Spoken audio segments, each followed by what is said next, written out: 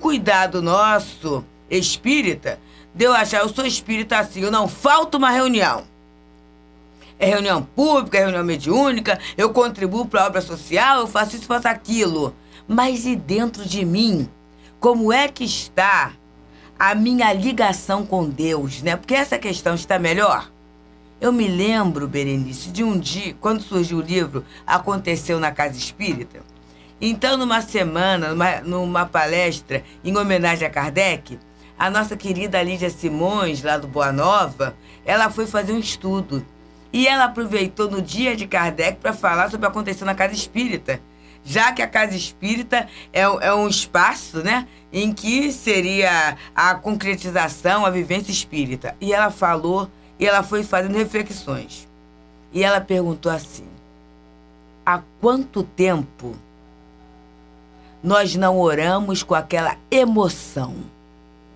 E foi, né? Porque aí, de repente, tem a prece espírita. E aí eu tenho os termos direitinho, faço aquilo, mas e o meu sentimento, a minha emoção de ligação com Deus?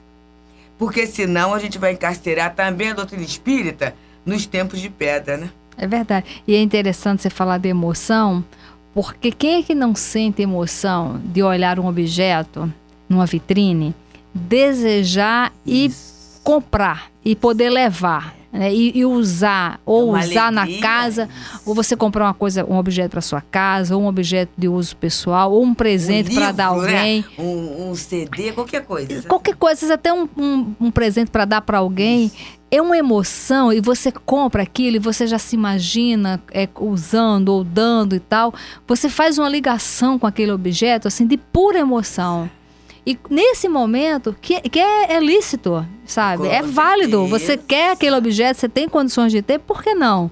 Agora, quando você estiver nesse momento assim de felicidade, ou então comendo uma coisa bem gostosa que você adore, você senta para saborear aquilo ali. Aquele prazer. Ou um filme, ou uma novela que você adora, que você tá na hora dela, você fica ansiosa e você senta porque aquilo ali vai te dar um grande prazer. Nesta hora que você está sentindo prazer, você avalia o seu prazer e começa a direcionar também, não é excluir este prazer, mas direcionar também esse prazer para quando você pensar sobre Deus, sobre a prece, sobre a oração. Você começar a imaginar isso, então você começa a também transferir esse prazer para essas questões espirituais. Porque muitas vezes as pessoas falam, puxa, eu tenho um dia tão agitado que eu nem consigo rezar. Isso. Eu chego e bato logo. Mas quantas, às vezes, micros prazeres durante o dia você teve? Eu, no outro dia, Berenice, escutando o programa Semeando Ideias, com Jaime Lobato, aqui na Rádio Rio de Janeiro, à quarta-feira, e tem uma novelinha, que eu acho que eles trabalham aquilo maravilhoso. Bom. Eu gosto muito da novelinha. E era a questão da agenda cheia. Então, aquele palestrante, né? Que estava querendo, né? A agenda cheia. E aí pedia assim, me escala aqui, vê se você me coloca no meio para ser escalado e tudo, né? E aí teve alguma coisa no movimento espírita que era para os divulgadores. Mas aí o fulano não podia ir da questão da agenda cheia. E a gente fica pensando nisso também, que é a qualidade do serviço. É quando você vai fazer um estudo, vai fazer uma palestra no lugar e alguém fala assim, mas aí já tem a palestra pronta. Não tem palestra pronta, não. Porque a cada momento que você vai estudar para fazer aquele movimento, né, aquela instrução, na verdade o estudo, antes de chegar para o outro, passa por você. E é remédio para você. Então, essa compreensão ele tem que ter para a gente não cair no automatismo. Não, eu já sei falar. A não ser às vezes, né, em que alguém falta, a gente é pego de surpresa, e aí naquele momento a gente vê que tem um estudo pronto, porque a espiritualidade intui. Exatamente. E o trabalho vai ali. Mesmo porque usa todo o seu arquivo dos estudos anteriores, a partir do né? arquivo que já tem ali. Então a coisa sai bem. Mas caso contrário, a gente vai cair no automatismo e vai ter profissão palestrante, profissão doutrinador, profissão médio de apoio, profissão médio incorporador. Então a gente vai entrar naquele profissionalismo religioso que não é necessariamente só o ganho material não, mas é uma acomodação moral na tarefa, e a gente não vai crescer na tarefa. É isso mesmo. E aí, continuando, ele diz, a espiritualidade vitoriosa percorre o mundo, regenerando-lhe as fontes morais, despertando a criatura no quadro realista de suas aquisições.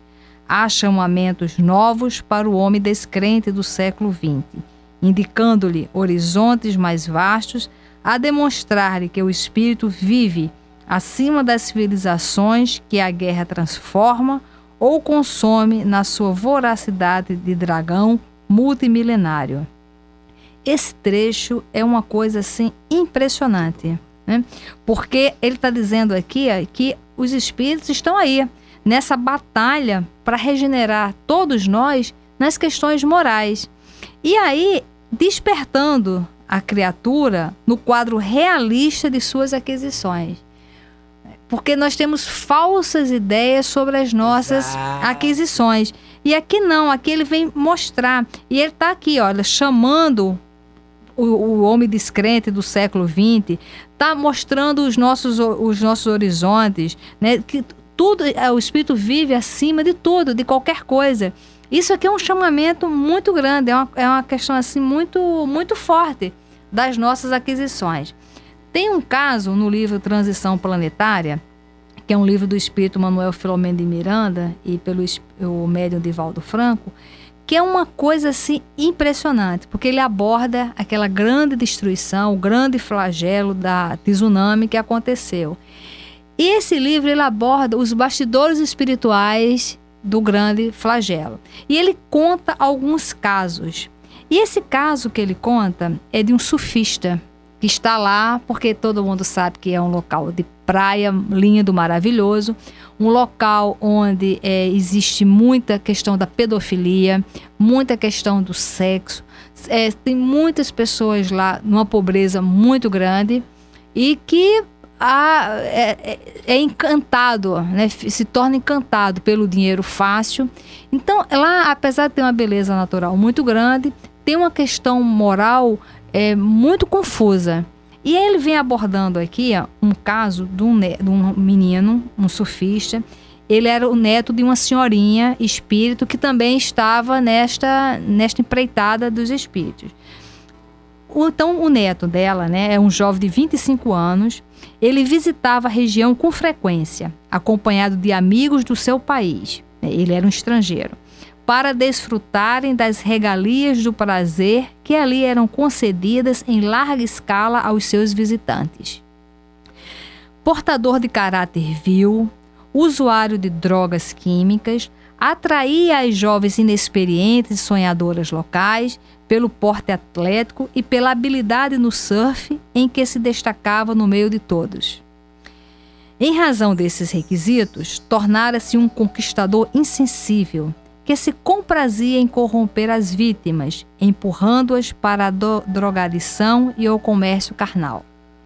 Financiava a viagem de algumas interessadas em aventuras e comercializava-as com organizações mafiosas que a transformavam em escravas do sexo no seu e noutros países por onde circulava. Logo, porém, as moças ludibriadas chegavam às cidades nórdicas da Europa, tomavam-lhes os passaportes e explicavam-lhes que teriam que pagar o empréstimo das passagens e de tudo quanto a partir dali lhes fosse oferecido. O tipo exótico das moças, quase adolescentes, em relação aos padrões europeus, na maioria, fascinava a clientela viciada. A avózinha desse rapaz, né, pois era o espírito que pedia ajuda, tentara inspirá-lo à mudança de comportamento. Então, o que acontece? Essa avózinha, que percebia ali o comportamento do neto, estava o tempo inteiro influenciando aquele menino. E aí, ele estava, na hora que aconteceu lá a tsunami, ele estava no hotel. E ele foi arrebatado por essa onda gigante e estava em coma. E os espíritos estavam ali no hospital e aquela vozinha estava pedindo por ele. E os espíritos estavam acompanhando uma cirurgia que estava sendo feita nele. E aí a correção era se ele ia desencarnar ou não. Essa vozinha pediu muito e aí foi dado para ele uma nova chance. Ele iria ficar paraplégico, para ele ter oportunidade de refletir sobre a vida dele e aí ter a oportunidade de fazer a mudança. Então, olha só, alguém pode falar assim, puxa, mas um rapaz tão jovem, tão bonito, tão cheio de vida, olha que ingratidão ficar paraplégico. Paraplégico foi a grande sorte dele, se podemos chamar de sorte. Por quê? É o momento que ele vai ter que pensar sobre a vida dele e mudar.